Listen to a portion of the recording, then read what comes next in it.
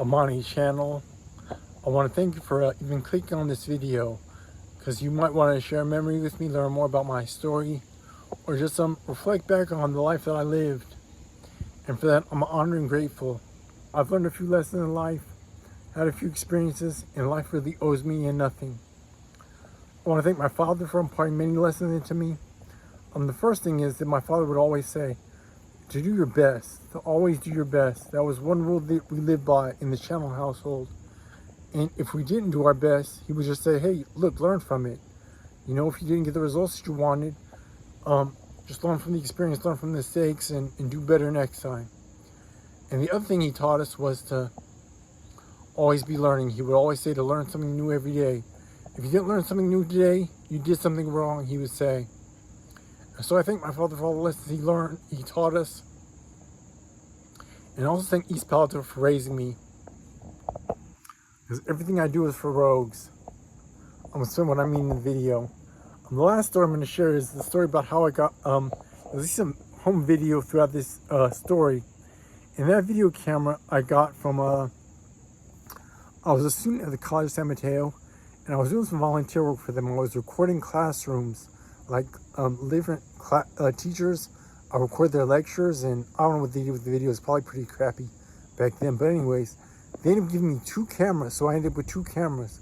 So I conveniently returned one of them, and I kept the other one. So yes, I stole the video camera, but it enabled us to capture a lot of memories, and that's really where my first love from video came, just from recording those home videos. So that led me down a crazy path of video production and broadcasting. I really feel like I infiltrated the media. But if I ever met you in life, if I know you, if I've known you, if you know me, just know that I love you. I really do. There's so many people that I met who poured into me, and I pray that you got something from me in return. So with that, enjoy this bio documentary, and it's EPA all day. Rogues up, 2 stoves. Oh!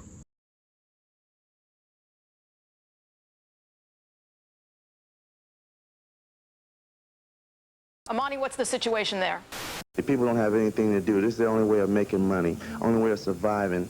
The factions aren't gangs as we know them, but rival groups involved in selling drugs on East Palo Alto streets. Just a block or 2 away are the mansions of Palo Alto, a reminder to the people of East Palo Alto of what they don't have. My start in the religion goes back to East Palo Alto, California. This is the most dangerous neighborhood in America. If you ever hear anybody anywhere in the world, you hear somebody say, hey, what's up, Rogue? They are from East Palo Alto. You know what I'm saying? Rogue, you know? I was definitely a nerd from the hood. So I remember being on field service and watching the drug deals from across the street. I think you said, let's get to the car. I said, let's go, because we had machetes in the trunk. I was like, go to the trunk, go to the trunk. They heard me say that, and they kind of backed off a little bit. I bring my Bible to school. I try to witness the students. My second semester, I took a broadcasting class. This is Florida, home of the Gators. What can you say about those Florida Gators? If I win $60 million, I think you might be watching the Amani channel. What goes into being a journalist? What goes into sharing and telling stories, as well as the live reporting and all of that, just fascinating me.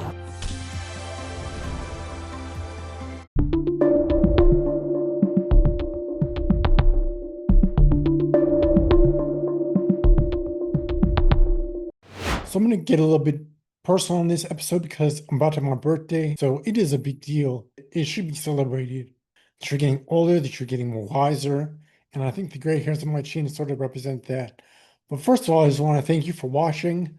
I want to thank you if this is your first time finding me or if you've been here before. I'm going to share my JW story once again because I always leave out some details. So I'm going to try to fill in all the blanks with this video once and for all. I feel like I haven't given you my best because you might have noticed that my voice, sometimes I slur my words. I don't always enunciate. I speak kind of fast. And I'm going through a personal challenge, which I don't really talk about a lot. But I have some personal health issues that has affected my voice. And so back when I was a news reporter, I sound a little bit different. A +3 morning here at Anna Maria Island. You can see the winds are kind of swirling around. Well, people are already cleaning up here. Claudia Terry Shivo has now entered her 2nd night with no food and no water. But I love making content. I've been making content since 2006 thereabouts on 3 different YouTube channels. This is my latest and it's probably my last venture, but I still can talk. And I'm very thankful for that. So I'm going to continue to make content until the wheels fall off, basically. I guess we're ready to delve into my story now that I've finished gotten all that out the way. So my start in the religion goes back to East Palo Alto, California, in the Bay Area where I was raised. I was born in San Jose, California, but raised in East Palo Alto, which is very much a hood. Anyone from the Bay Area knows about PA. Some of you folks around the country don't because, we think about Oakland, San Francisco, San Jose. So East Palo Alto is like a teardrop. But in the early 90s, East Palo Alto got its fair share of exposure. A gang war that erupted in the streets of East Palo Alto forced police there to put out a call for help. Happens every day. Shit, somebody got to get shot. 42 murders last year and a population of just 24,000. And, whatever day the witnesses knocked on my mom's door, she felt some compassion for the witnesses because there's an elderly woman who was with them. And she just wanted to bring them in. She gave them some juice or something and started talking to them about the Bible. And my mom was actually a member of a Pentecostal church at the time, but she was definitely looking for like a community. And she thought she found that with the witnesses. So she started a Bible study. And shortly thereafter, we had a family tragedy. My youngest brother, who was like a year old, he was the third son in the family. I was the oldest. I had a middle brother, and then the youngest brother, his name was Robin, and he drowned in my grandfather's house in a hot tub accident. And when he drowned, I said to my mother, well, we're going to see Robin again in paradise. She was kind of flipping out and going hysterical, losing her shit. And when I said that, that kind of confirmed in her mind that the Jehovah's Witnesses had something different. They might have had the truth because I was ear hustling during our Bible studies. And when I lost my brother, that's sort of my first reaction was to say, hey, we'll see Robin again in paradise. So that kind of calmed her down. It kind of put her faith in the religion, and she went full board into it. My brother and I, we joined her out in field service. We went to all the meetings. We were basically witnesses. And my dad was not a witness at the time. He was a lawyer and an atheist. It wasn't like I rejected the notion of God being all powerful. It was more like, nope, nobody has stopped this bullshit that's going down on this planet. You know it's wrong. I know it's wrong. It don't feel good. And if a God is all loving and has all this power, why hasn't he stopped it? And his father, my grandfather, had unofficial Bible study with the witnesses. He would talk to them on occasion. He would discuss the Bible with them. They had some doctrinal stuff that he basically would say, that is nonsense. That doesn't even make sense. This is what it says. And then, the lady would open the book, start reading. And then he'd say, no, whatever. That didn't make any sense. That's not how people, he was like a common sense kind of a person. So my dad was definitely familiar with JW. I say the JWs. He was definitely familiar with them. Though he didn't believe in God at the time, he was like, there is no God. He kind of came to that conclusion on his own. Though he was a student of life, I say my father was very much, he appreciated education. He appreciated reading. That's something he instilled in us, was the value of reading and learning was very important to my father. Now, in 1983, my sister was born. So my mom got pregnant with her fourth child, and we had my sister. So the family kind of felt complete because, my sister kind of, I don't say she replaced Robin, but she filled that gap. So basically, my father got baptized right before I did. I got baptized, I think we have some video of me getting baptized, which has the timestamp on it. I was 12 years old, but my dad got baptized before I did, shortly before. And he got baptized because he wanted to keep the family together. He didn't want to, have an unbelieving mixed household. He did it more for those reasons. Though he would enjoy going out in field service, my dad became a ministerial servant. He used to do the books for the congregation. So I remember him getting really frustrated when the books are not balanced for Menlo Park congregation. And some have said that there was some money laundering going on with the Kingdom Hall and some other improper things going on, which I know nothing about. But Menlo Park was eventually shut down and sold. The congregation is now, the Kingdom Hall is now, I think, it's a single family residence. It got torn down and rebuilt. So the Kingdom Hall is not even there anymore. It's gone. But my father, what do I remember about my father in his early days? I mean, I just remember him going on field service, giving talks. My father has like a deep kind of, I don't know if it's baritone, but he has a deep voice. So he would always be like the loudest one in the Kingdom Hall singing the Kingdom melodies. All the sisters would always comment on my dad's voice and that sort of thing. So my parents sent me to I was going to a Lutheran private school for elementary school when I was like in the first grade or second grade. But by the time I hit the second grade was when my mom became a Jehovah's Witness. So my parents pulled me from the Lutheran school, and in the Bay Area there's a witness school in Burlingame, California called True Learning Center.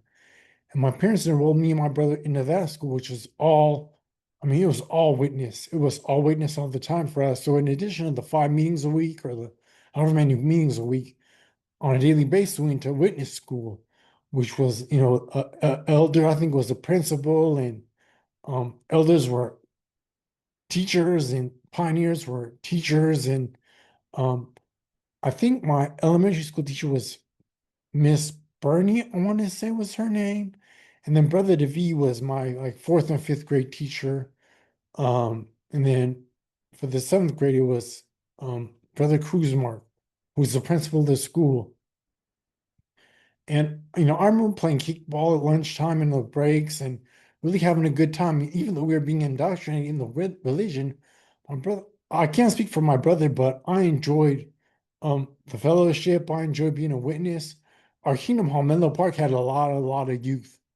So it never felt like we were like being separated from our worldly friends in the neighborhood, though we didn't really associate with them. My brother had a best friend named Eric Taylor, who my mother kind of cut off my brother's friendship with him because of the witnesses, obviously. I think she regret that later on. But we went to the witness school from I want to say maybe second grade until the seventh grade or eighth grade. Eighth grade is when I went to public school in East Palo Alto, which was Ravenswood Middle School, which was a wild adventure for me.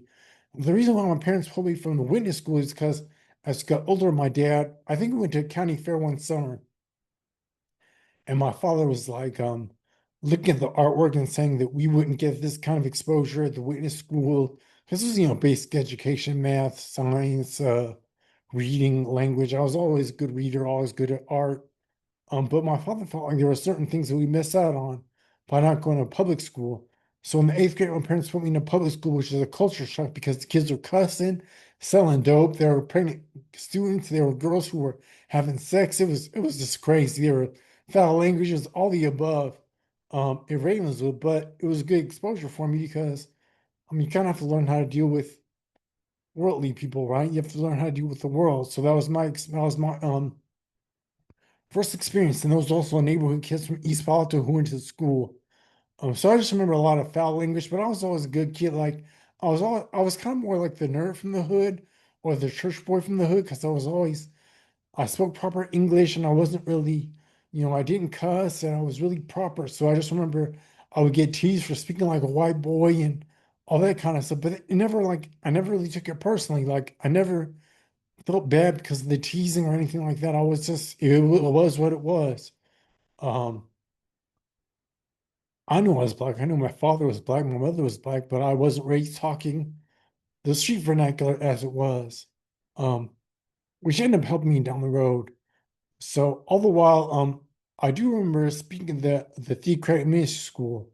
So that was probably that helped me in my public speaking and giving talks, which helped me in my professional career later on down the road. That's the only reason why I mentioned that. But I also have my questions about the organization. So the main question I had, and this came up later, but once I started having a little bit of dirt on my chin, like, 17, 18, the beard issue came up. So back then, witnesses, it was a no to have beards. And I didn't even realize the beards were okay until some of my elders friends sent me pictures and they had beards. I was like, you guys can have beards now? They were like, yeah, we can. So I was like, oh, whatever, because the brothers used to give me hell for having a little bit of dirt on my chin. But my father was always supportive of us. He was always like, he realized that was an unscriptural rule. He realized that was pretty much BS. So he'd tell the elders when they come to him and be like, Brother Channel, your sons aren't shaving. They need to shave, they need to be more exemplary. He'd be like, well, talk to them because that's an issue you need to take up with them. I I don't see anything wrong with the beard, you know. Well, hey, you know, you're a ministerial servant and you know, you need to climb on board, you know, and it's like that ain't what it says. So he always had that kind of attitude towards the elders. And I feel like the elders might have deep down they might have disliked my father some kind of way they had it in for him. But because they eventually disfellowshipped my dad, but I mean it's for I guess a BS reason, but it is what it is. I'll explain that as well. Another reason why I felt like the elders didn't all the way appreciate my father was because he was very supportive of us in our hobbies. My brother and I used to rap, and my father would buy us music equipment, drum machines, and sequencers, and I felt like the elders didn't like that. In the ninth grade, I enrolled at the local high school called Menlo Atherton. It was interesting because there were very affluent students from Menlo Park and Atherton who shared classes with students from East Menlo Park and East Palo Alto, which were economically challenged. I had AP classes, so I had the best of both worlds because I had friends who were not my complexion. I'll just put it that way. I had friends, and also had associates who were from the neighborhood. So I just had this dual kind of immersive experience. I used to bring my Bible to school when I first started. When I remember my freshman year, I bring my Bible to school. I try to witness the students. I would talk about my faith. That eventually waned, but I also mentioned I was a little bit of a runt because I skipped the sixth grade at the witness school. So I was a year younger than all my classmates. So I was a skinny little kid, probably kind of corny. But the other question I had about the organization was the false prophecies, which I know witnesses don't really consider them to be false prophecies. But 1914, 1925, 1975, all the times when they preached the end of the world, which didn't happen. So I had questions about the governing body's authority. The Bible says to obey God rather than men. So I had questions about the governing body. I just went along with it. And you kind of put those questions to the back of your mind when you're a witness. Now at this time, I was cutting hair. I was cutting my own hair. I was cutting my friend's hair. And I was planning to go to barber school to get my barber's license. My father had other ideas though. He'd always talk about his experience and how he went to community college and how he really valued the kind of high school experience, though it was college. He thought there was like a experience where you'd get a little more attention than you would at a four-year university, and you're taking the same classes the first few years anyways. So why not stay home, go to college, and see what it's like? It's kind of like what he kind of subconsciously put in our minds, both me and my brother. So I took a year off after I graduated from high school, and I actually pioneered off and on during that year that I took off. And then the year after that, when I guess it was 18 is when I started college. And my second semester, I took a broadcasting class. My father, when he was in community college, he helped build a radio station. He was involved in communications. He was in the Navy, so he's a Navy veteran. And so I just, it just looked interesting to me. So I just took a radio announcing class, and I really liked it. And then I took a TV production class, and I really liked it. And then I started working at the TV radio station at college, and I really liked it. And so I just kept on. And then I ended up getting a job at the TV radio station under the general manager. His name was David Hosley. And he kind of took me under his wing, and he was like, when it was time for me to graduate, he was like, have you thought about going out of state? Which I really hadn't. I was just going to go to like San Jose State or San Francisco State and keep studying broadcasting. But I think he got his master's from the University of Florida. He was like, well, just think about it because you only get one chance to go to college, and it's a good chance to get away from the home turf and get away from your parents and experience kind of what life is about, away from your parents. But it's not really being in the world, but it kind of is because you're away for college. So I remember always whenever the college high football rankings would come out, I always look at the rankings, and Florida was always the top school that I would like. For some reason, I was always drawn to Florida. So I applied to Florida, University of Texas, and San Francisco State. I got accepted to all those universities. I decided to go to Florida. And me and my father, we took a trip out to Gainesville and visited the university. And he was kind of skeptical at first, but then once he went and visited the campus and he liked the people and he liked the administrators and the program seemed straight, he was with it. He was very encouraging. We went to the Kingdom Hall. We found a local family that we communicated with, and my dad stayed in touch with them. So they were going to host me when I first got to Gainesville. And so that was all good. Now, in the meantime, me and my boys called ourselves the X Foundation, well, the foundation at the time. That's what we called our clique. And one of our integral members was Thurman Patton, who kind of was the enforcer. He was the fighter of the Jehovah's Witnesses. He was kind of known for not taking any shit. I fought so much that I ended up getting kicked out of all the school districts in East Palo. I got kicked out of East Palo Alto School District. And we were going to Stanford parties and hanging out. And the main thing was like we drinking and having fun. When we was going to these parties, man, we would go to some places that wasn't really cool. And I knew that people like to jump you. So I was like, man, we got to get organized. That's like, ain't nobody going to the bathroom by themselves. You always have to be with another person. Yep. We had rules. If we made the call and you didn't come, you was getting disciplined when we come back home. So we came up with our own rules of just handling business out in the street. If you got in trouble, you do that little bark. And we had that one party in San Mateo that we went to, and like Tim was kind of rapping, and then he was saying something about PA, Yeah. in the DJ booth that like messed up the music. Next thing you know, the people were swarming around us. It was crazy. Like we got out of there, but it was kind of hairy for us. I think you said, let's get to the car. I said, let's go, because we had machetes in the trunk. I was like, go to the trunk, go to the trunk. They heard me say that, and they kind of backed off a little bit. So it was right before I was going to leave for Gainesville, Florida. But I ended up, I got some marijuana seeds, and I planted them in little planters, and I tried to hide them. My sister, who was really young, she was like, I think my sister was like 9 years younger than me. But she goes to my mother, Mommy, Amani's growing some plants now. Just, showing my mom, just being a curious little kid. And my parents found the marijuana plants. And my mom and my dad, they asked me one after, they're like, what's this, Amani? So I kind of confessed to my parents that, I've been smoking weed or whatever. They knew from just finding the plants. And so when that happened, I decided to confess to the elders about smoking marijuana, but I didn't tell the elders about anything else, like the partying or the, little girls I was talking to, anything like that. And I remember during the judicial meeting, the elders were like, well, I imagine that if you smoking weed is kind of like if you drink enough alcohol. And I kind of looked at my brother and my dad while in the judicial meeting with me. And I was like, Dad, after the meeting, I was like, Dad, the brothers have never been high.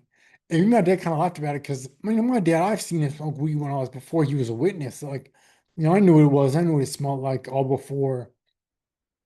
So I remember me and my dad kind of laughing about that after the meeting. So my dad was kind of a cool, considered lenient brother. Like, whenever other youth, like if you watch the Thurman Patton story, which his episode is like the crazy Jehovah's Witness, the cray witness. Thurman stayed at our house for like a week. Thurman got into it with his father one time. And I ran straight to your house. I was like, I told y'all what happened. And I was like, I'm never going back there. I'm not, my dad's going to kill. I didn't want to go. Your dad wouldn't talk to my dad. I still didn't want to go. I was like, you stayed for a few, I remember you stayed for a few days. Like, I think it was about a week. My dad always had an open door policy. And that probably goes back to when he was a kid and his dad he always had cousins around and cousins who could spend the night at his house in the summers. So my dad was always very open door to other witnesses, kind of like an uncle to everyone, basically. And to this day, like Thurman's a family friend. Now, for all the confessions and interrogations, 5 of us got put on public proof at the same time at the same meeting. Now, this is my last Tuesday meeting before I left for Florida. So when I left for Florida, for the University of Florida, I decided that I was not going to go early. I was going to stay a witness. I was going to keep the faith. I wasn't going to, venture off or whatever. And I was going to get my privileges back. That was my goal. And that's what I did. I would go on field service. I'd go to meetings. There's like 2 other witnesses at the University of Florida who I befriended. So we go to meetings and I'll go to assemblies and all that. I mean, I probably dabbled in some stuff when I was at Florida, For the most part, I was a witness. I was very involved in the broadcasting program at the University of Florida. I volunteered at the radio station. I had an on-air shift. I was a sports anchor. It was just fun. On to college hoops, where the University of South Florida Bulls were humiliated. Tim Hardaway once again inside to P.J. Brown. Boom! The easy 2 points. The scouts have come and gone, tryouts are over, and this year's NFL draft is here. It came to graduation time. This is Florida, home of the Gators. My dad made sure to send my publisher's record card to the congregation in Gainesville, Florida when I moved there. It was time for me to graduate now. This was 1997. I was 22. When I left Florida, when I graduated, I never told the brothers. I didn't go to a meeting. I just didn't think about it. It was not a party for me to talk to the brothers. I got my privileges back, so I was kind of good. I was ready to sort of live life after college, get a job, and start my career and all that. So I moved out to Cali, and I was there for like 2 weeks. And I went to one meeting in 1997 after I moved out to California. And I remember that none of the brothers and sisters really came up and talked to me. They kind of just looked at me like, "Oh, Monty, you graduated." I think people kind of casually asked me if I was graduated, but no one really came up. They weren't friendly. I didn't get any sort of warm welcome that I thought I was going to get. So it's kind of like, that's kind of weird. So then about 2 weeks after I was in California, I was visiting TV stations all up and down the coast of California. I was looking for a job because my dad was like, "What are you going to do now?" And so I was looking for jobs, and I applied for a news management internship through an organization called RTNDA. There's now called the RTDNA, the Radio Television News Directors Association. And they called me like, "We're supposed to be calls you basically. Sorry it's so late, but we have placed you you were selected as a finalist for our fellowship program. You've been placed at a station in DC, and you need to be there in 2 weeks." So I immediately got on the phone and started calling my friends who from high school, my worldly friends who I knew went to Howard University, to see if they knew anyone who was looking for a roommate. It turns out one of my friends did know some guys who were looking for a fourth roommate. And so I got on the phone with them. I was like, "Hey, I'm going to be in DC what date? And I heard you guys might be looking for a roommate, yada, yada, yada." So everything was falling into place. So I forget my ticket. I fly to DC. I moved to DC. And that is really when I begin to fade, I would say. And so when I got to DC, two of my roommates were really friendly. They were good brothers. They worked at California Pizza Kitchen. I'd always go meet them at work and they would feed me. We'd have good conversation. They were fun. We'd go out to the clubs, we'd go dancing, we'd go have a good time. And I just started thinking, like, is Jehovah gonna destroy these brothers simply because they're not Joe's Witnesses and they're not affiliated? Though I really wasn't going to any meetings when I was in DC. I didn't go to one meeting. Like, I didn't even know any Joe's Witnesses. I think I worked with a couple. The news director was a witness. I later found out, and there's a photographer who's a witness, but I never talked to them and like was, "Hey, I'm a JW." I never had that conversation with them. And I didn't realize I was fading, but I definitely was. So when I was at DC, the first thing that happened to me was my roommates, who were very good brothers. I had a good relationship with them, and I couldn't see them being just sort of Armageddon just because they weren't Jehovah's Witnesses, though I really wasn't affiliating with them either at the time. And then the second thing that happened to me was I went to a secular church on a Sunday for a news story, and they were singing praises to Jehovah. Now, Jehovah's Witnesses have a very exclusive feeling that since they use the word Jehovah in their worship, that shows that they're the true religion, basically, is what it is. I mean, that's one of the reasons they believe it, because they use the word Jehovah. So when I heard them in this church praising Jehovah, singing praise to Jehovah, it kind of got my wheels spinning, like, what's going on here? It wasn't like an overriding feeling, but it was overriding thought, but it was just in the back of my mind. And also what happened when I was in DC is I met a woman named Daphne Hearn. Well, she's my girlfriend. I met my now wife in DC. And I went to my last memorial in 1998 with Daphne. And I knew when I met her, like she cooked like a Thanksgiving meal for me with like Cornish hens and lemon meringue pie. And I just knew from her personality that she was definitely marriage material, is what I consider her. So she went to the memorial with me just to be supportive. And she knew I was a witness, though, I never really preached to her about it. And there's an older sister who asked my wife, "Well, are you a witness?" And my girlfriend was like, "Well, no, I'm not." And the woman was like, "Well, it's never gonna work then." And Daphne came to me like kind of like, what's this all about? Why did she say it's never gonna work? I was like, "Yeah, don't pay attention to her else. Don't worry about that." And my wife and I actually have been married 25 years now. So that just shows you that marriages that are unevenly yoked or, marriages can definitely work. Long term, if the person is or isn't a witness, it really doesn't matter. So those are the three things that happened to me when I was in DC. For demonstrators, the issue is democracy. For the control board, it's efficient management of the government. Pfiesteria piscicida is usually a harmless algae. It seems Mayor Barry is taking this philosophically. He says it's what you would expect from Republicans, and he's going to work harder to do a better job. Do you see that in the distance? Look, it's sort of like looks like a golf ball sticking up. My former employer. I just spent many days and nights working here, covering local news in Tampa. And I enjoyed every day that I worked here. Learned so much about the TV industry, the news business, how to make news, make video, everything. And, this is what it's all about, informing the public, most of the time. In 1998, I moved back to Florida, this time Tampa, to work at Fox 13 WTVT.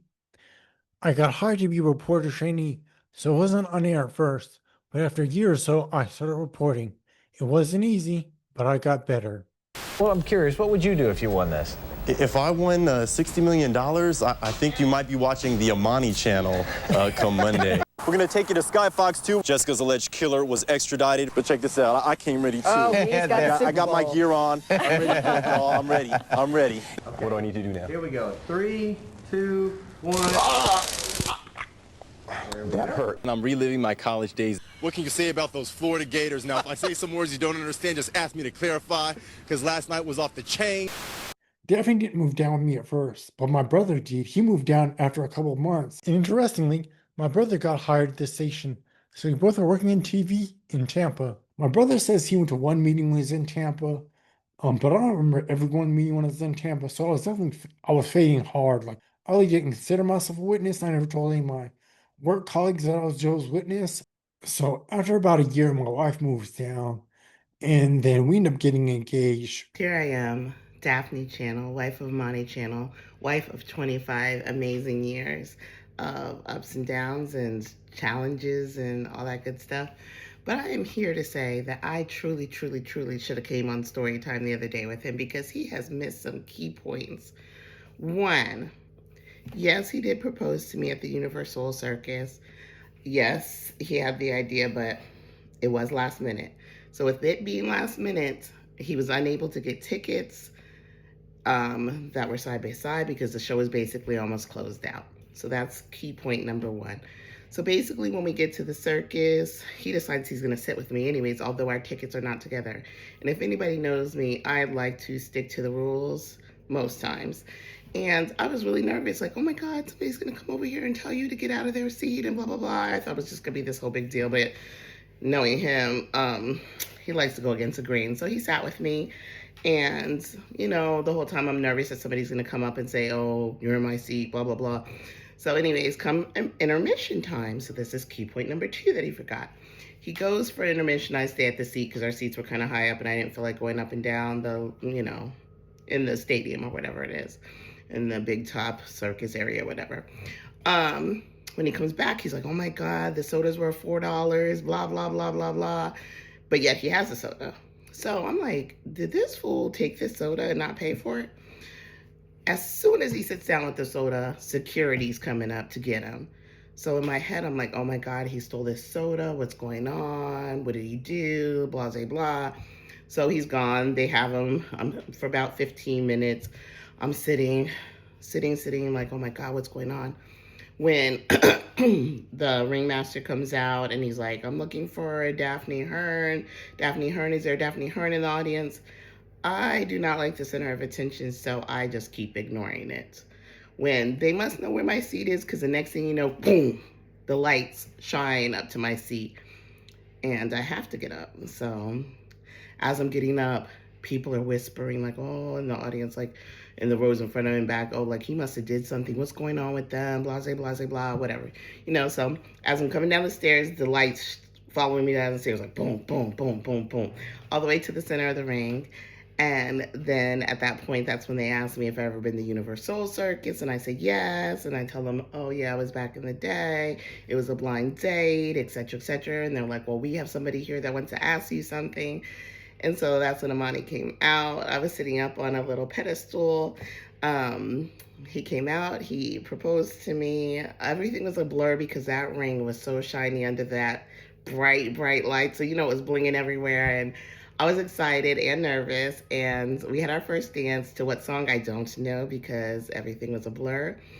And then after that, this circus took place like right across the street from Tampa Bay Center, which was our local mall. So we went to the mall, and then when we were in the mall, everybody's like, "Oh my God, you're the people that got engaged," because everybody recognized one, him because he worked for the news station there, two, me, well, just us in general, just because of the situation. But anyways, just wanted to share with you because he left out a lot. What happens in Tampa is I end up just getting curious about a lot of different things. I just get like more spiritually inclined, I would say.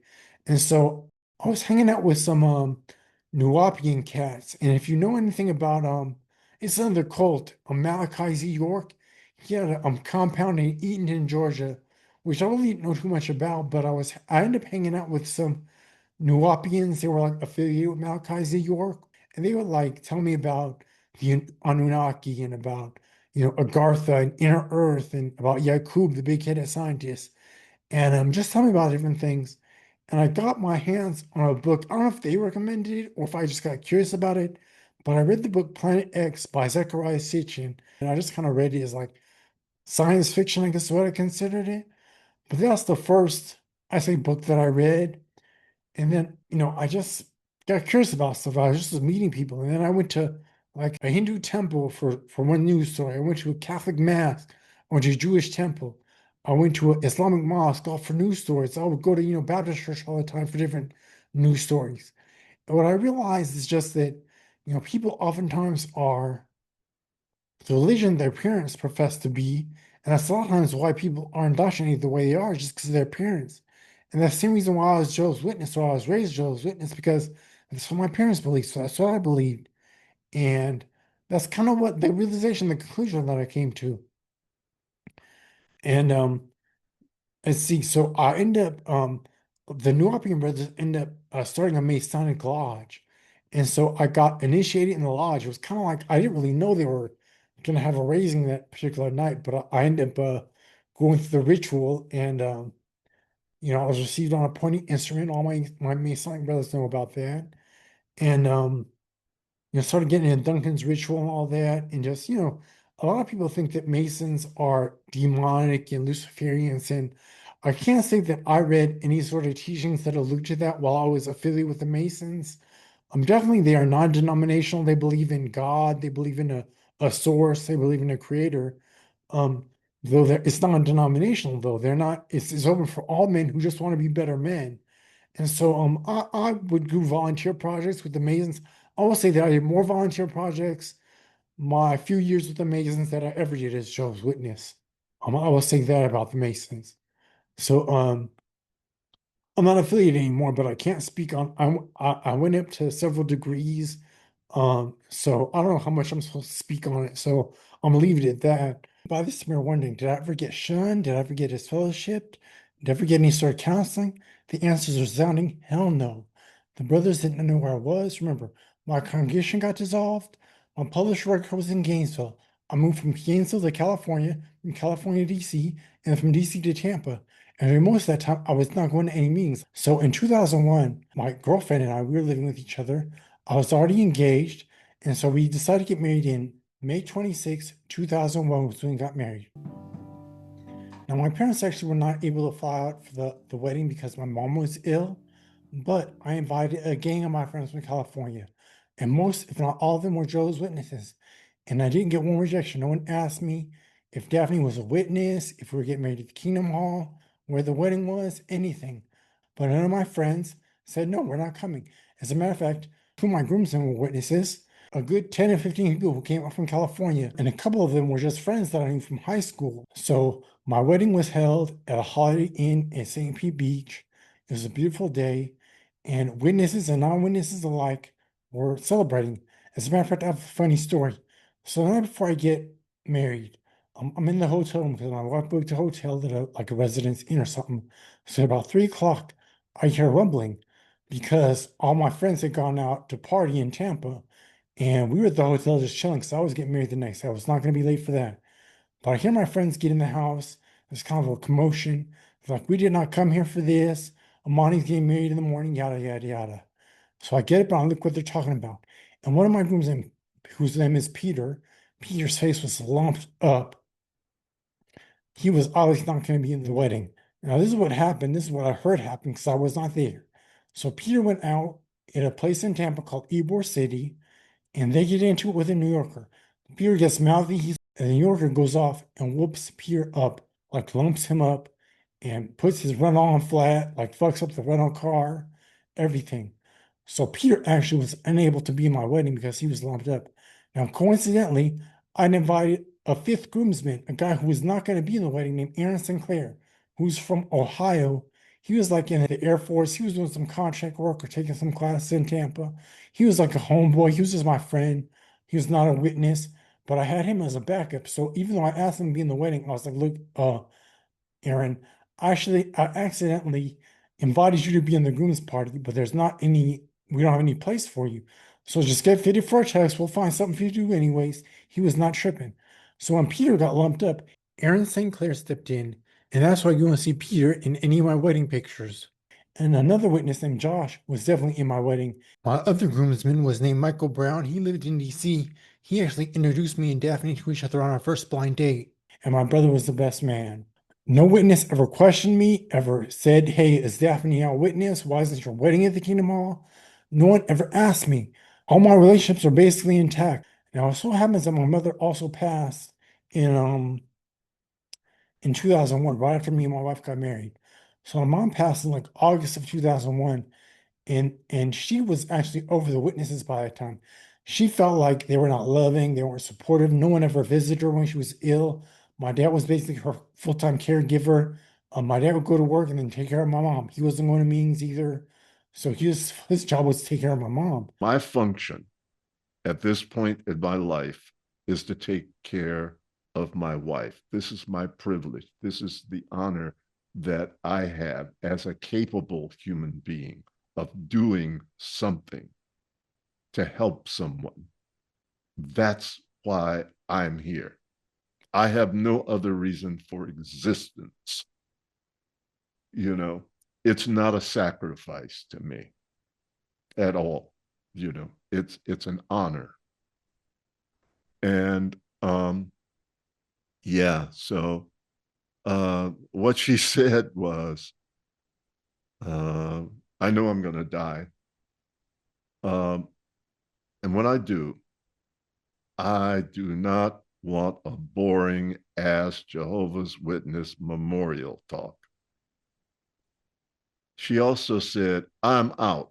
And she wrote that letter. And I said, Jan, you know, Patricia Amiri is the only one that's coming by. I said, you understand that if you write that letter and you send it out, they're going to tell her that you have disassociated yourself.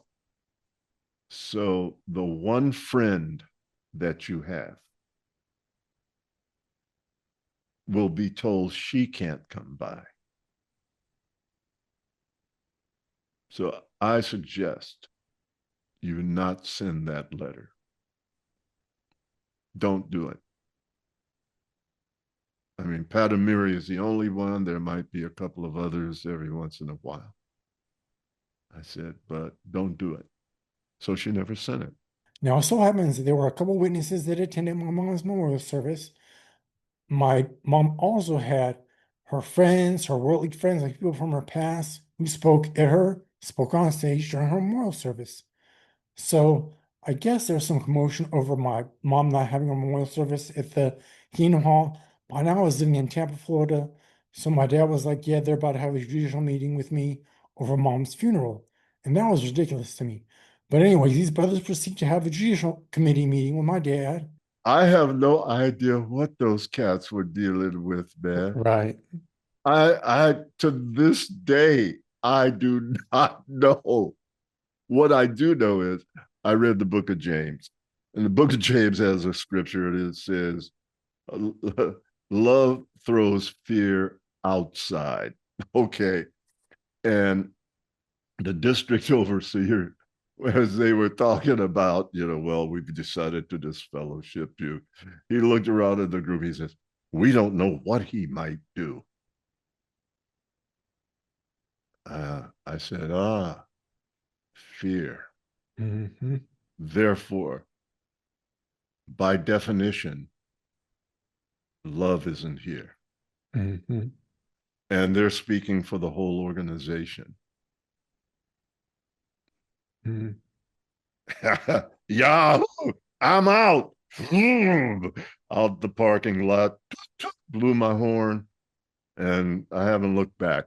After these fellowships, did you feel a sense of loss in any way, or were you just like on to the next part of your Oh, life? hell no. Pussy is good, man. By that time, I was definitely in the middle of my fade. Like I was good anyway. So my brother was probably fading as well because my brother went to one meeting in Tampa. My mom was passed. So to this day, I'm still friends with many of my witness friends, and especially the inactive ones. There are a couple who disfellowship now who I'm still in touch with. I feel like I've never been shunned though. Even folks who attended my wedding, still talk to me when I go back home to California, who are baptized witnesses. So I've never been shunned. My case is very unusual because anyone who's witnessed knows that weddings are not held outside the Kingdom Hall, and if they are, they're definitely not officiated by a Baptist minister. God the Father, God the Son, God the Holy Ghost. And we weren't members of this minister's church. We just hired him to officiate our wedding. So that was my wedding story, and that's how my father and how the channels were basically shown the door of the organization. So in 2003, I got very curious about the aura. And I went to the bookstore and I found this book, just random book that I bought on the human aura. I didn't know who it was written by. I didn't even care. It just said human aura on it. And I opened the book and I started reading it. And it had all sorts of references to Jesus Christ. And it was written in very spiritual language. Like Jesus Christ is mentioned throughout it, like our brother Jesus Christ or our, the Lord Jesus Christ. And there's mention of ascended masters, and some of these terms kind of new to me, but also familiar terms like Melchizedek and the Golden Brotherhood. And there are some terms that were just very familiar. There's mention of the three wise men.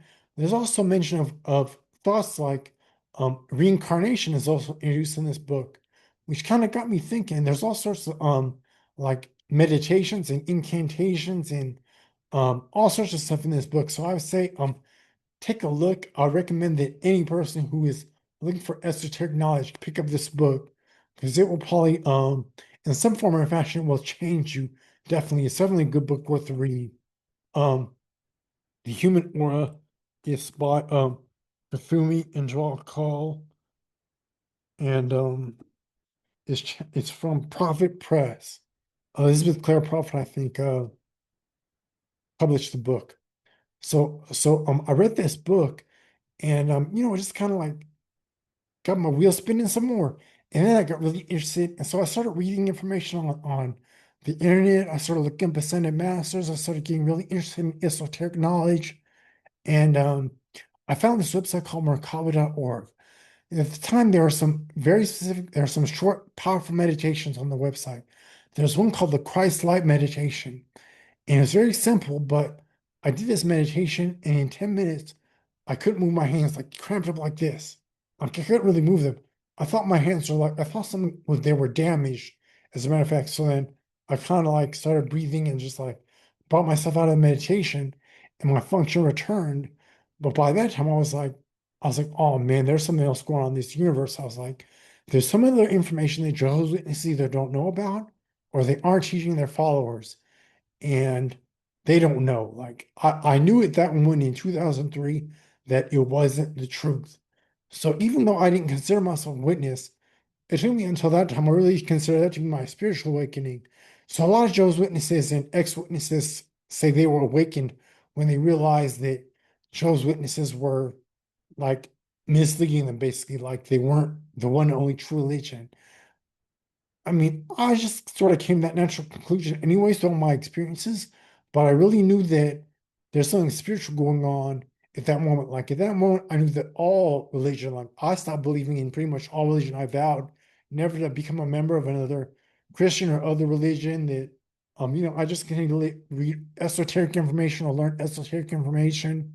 It's traffic. That's what the situation is. It's freaking traffic. In 2006, I got a job in Atlanta, Georgia at Black Family Channel.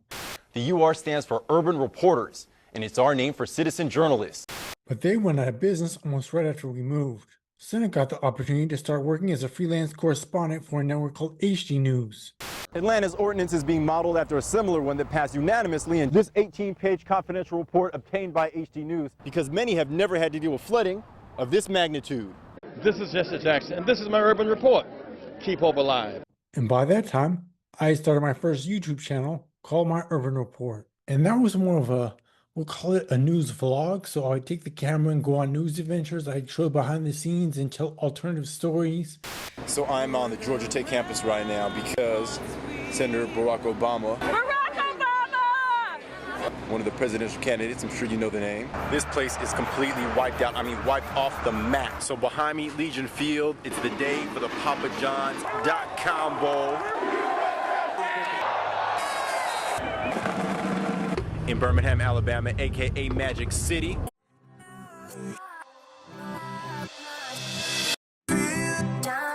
But in 2015, I started working for Fox 5 here in Atlanta. But this job was more behind the scenes. It was the creative services, it was the promo department. So I basically wrote and produced promotional spots to market Fox 5. Watch Good Day Atlanta from 4:30 to 11 on Fox 5. And I really enjoyed my job, just as much as I enjoyed reporting, because I really like every aspect of video production. But then in 2023, everything changed. So today, I presented my boss, Rick Snyder, in HR with this letter. I'm just going to read it to you here. My thirst for broadcasting and video production took me to the University of Florida, then to Washington, D.C., Tampa, Florida, and now here I am working at Wagga TV. I believe I was made to work in the media. From reporting on air to producing vlogs for YouTube or promos for Fox 5 Atlanta, I love the process of taking an idea and creating a story that people can watch and experience. Not too shabby for a kid from the murder capital of East Palo Alto, California, 1992. Many of my peers are no longer with us or behind bars. The last few years have been challenging for me both professionally and personally. I've been in close communication with my physicians and my family. They are recommending that I go on disability immediately. It will allow me to focus on my family. It will allow me to conserve my energy and focus on my health. And so after I went on disability, I was thinking that I need to do something to keep myself occupied. So why not start another YouTube channel? So I was thinking, well, I'll call it Season Awakening, and I'll feature stories from people who had spiritual awakenings. Because I knew that there are others who come from traditional religious backgrounds that now don't think so religiously, they think more spiritually. So that's what I thought when I first created the channel. And then about a year ago, to this date, like it was right before my birthday, I published my first XJW tale. It was my own story. And I got like 4,000 plus views from the video. And I was getting like 100 views, 30 views on my other YouTube stories, which were spiritual stories from people. So when I made my first XJW story, I realized that maybe that was my tribe, maybe that was my audience, because those are the people who watch my videos, so follow the breadcrumbs, right? So I also interviewed Mitch Wright, who's ex-JW, Michael Felker, who is a JW apologist, and T with same old T. And each of these videos got a gang of views. Ever since then, I've been making YouTube content that focuses on XJW stories. But for now, I'm going to wait till, I think my birthday is on Wednesday, July 22nd. I'm going to celebrate my birthday. I'm taking a celebratory toast to myself. So some of my guests, I will take a little vape hit and toast to myself. And thanks for watching Season Awakening. You can follow me at Season Awakening on TikTok. I just started a TikTok, which is getting some views, and some people are really liking the content that I share there. You follow me here at Season Awakening, or just follow me at Amani channel. But yeah, I will continue to make videos until I can't talk, which might happen. That might be what's going on. But until that time comes, you can always watch Season Awakening for XJW tales. Peace. Live and first in the Bay Area, this is the 10 o'clock news on Channel 2. The #1 primetime newscast in the country. And I'm Dennis Richmond. Patrol car after patrol car hit the streets of East Palo Alto this evening. Cars manned by law enforcement officers from surrounding cities and from the California Highway Patrol. All this in response to a night of gunfire that saw more than 10 shootings occur, leaving one person dead and many injured. The factions aren't gangs as we know them, but rival groups involved in selling drugs on East Palo Alto streets. Happens every day. Shit, somebody gotta get shot. Happens everywhere. Can't avoid it. This is Palo Alto. All days off for East Palo Alto police officers have been canceled. People don't have anything to do. This is the only way of making money. Only way of surviving. Only way of surviving. Only way of surviving. From a 3-mile city, it's a 5-star ghetto. Rogue stack pesos, any block off of Bay Road. Bring money to the household, push weight and make a payload. Talking about East Palo Alto. California cocaine is good as gold on the grind when it's out cold. Most rogues change their first name, at times keep their mouth closed. Find the best black market price and buy raw blow. Put you on this real talk and spit rhymes with the raw flow. Pull the pin, the grenade, rogue, it's hard to behave. Raised on Hazelwood way too smart to be played. Don't wait to get paid. Want something to blaze and visit Clark Street or Larkspur and Sage. Any time of the day, get that money made at a young age. Made the front page and a shot through the whole bay. Last night, East Palo Alto literally exploded into violence. Only way of surviving. Everybody look at it as being drug related, right? Only way of surviving. Only way of surviving. If it happened here, then it's got to be paid back, right? Only way of surviving. Only way of surviving. Hustle hard, but at all costs, avoid all charges. To be on the streets at all is to risk being a target. They shot to kill anybody that was out here. Only way of surviving. Only way of surviving. Pit bulls to the train once they lock, not to let go. Bullets start to fly, that's a good time to get low. Living in the ghetto means anything to get dough. Talking about East Palo Alto. Hey rogue, step outside when the sun hit the horizon. 4 words come to mind if you grinding. Only way of surviving. Black barrels will decide who divide half for them. Jack Farrell shot back when the gun turned toward him. Better aim, send a mast. Your heart beating fast, a chance for drama. Rogues not known to pass, hauling ass across Willow. Caught your ass in East Menlo. When a shotgun blast came through their window. For the lives that were taken in vain, feeling no pain. Midtown totally insane, PA taking the blame. 2 Stokes to my rogue 6 feet below. His car is riddled with bullets, and so is his home. A drug war, random violence. Only way of surviving. Only way of surviving. Everyday ghetto thing, you know? That's all. Only way of surviving. Only way of surviving. Hustle hard, but at all costs, avoid all charges. To be on the streets at all is to risk being a target. It was a drive-by, that's all. Man, what can we say? Only way of surviving. Only way of surviving. Money motivated, so to make a daily quota. Shaking stones on the corner off in Northern California. Rogue, I got something for you. New bridge to Minalto. Talking about East Palo Alto. The hook when you cook, white cola, split weight break boulders. Flip first rate Yola, put candy paint on a Nova. Paper chase never over. Meditate in a state like yoga. Get high off this world-class doja. This town really needs to be cleaned up. Just a block or 2 away are the mansions of Palo Alto. A reminder to the people of East Palo Alto of what they don't have. At his head, hoping hot lead hit something vital. In East Palo Alto. Rogues made the game of survival, separating the weak from the strong. Shalom from Salim, wa alaikum as-salam. 15 hours of violence. Only way of surviving. Only way of surviving. You might want to consider looking for an alternative route. Only way of surviving. Only way of surviving. Hustle hard, but at all costs, avoid all charges. To be on the streets at all is to risk being a target. I guess it's gonna start when I die. It's bad, but I don't want to be talking and stuff. Okay. Random violence and robberies all converged on this town of 23,000. Now the fear, the expectation even, is that the violence will continue tonight. Only way of surviving. President Bush campaigned hard as the polls show his approval rating heading south. Only way of surviving. The community just has to decide that they're not going to tolerate it anymore and get out there and stand together.